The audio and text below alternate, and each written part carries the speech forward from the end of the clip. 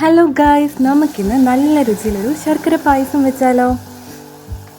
ഇതിലേക്ക് ആവശ്യമുള്ള 2 തേങ്ങ ഞാൻ ചിരകി എടുത്തിട്ടുണ്ട്. ചെറുപയറുപരിപ്പ് നമുക്കിത് വേവിക്കാൻ വെക്കാം. ശർക്കര ഒന്ന് ഉരുക്കിയെടുക്കാം.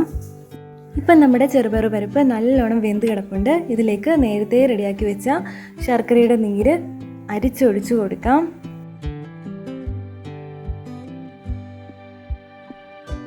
ഇനി ഇത് നന്നായിട്ടൊന്ന് മിക്സ് ചെയ്യാം. ചെറുപയറുപരിപ്പും നമ്മുടെ ശർക്കരയുടെ നീരും നന്നായിട്ടൊന്ന് മിക്സ് ചെയ്തതിന് ശേഷം ഇതിലേക്ക് നേരത്തെ റെഡിയാക്കി വെച്ച തേങ്ങാപ്പാൽ ഒഴിച്ചു കൊടുക്കാം.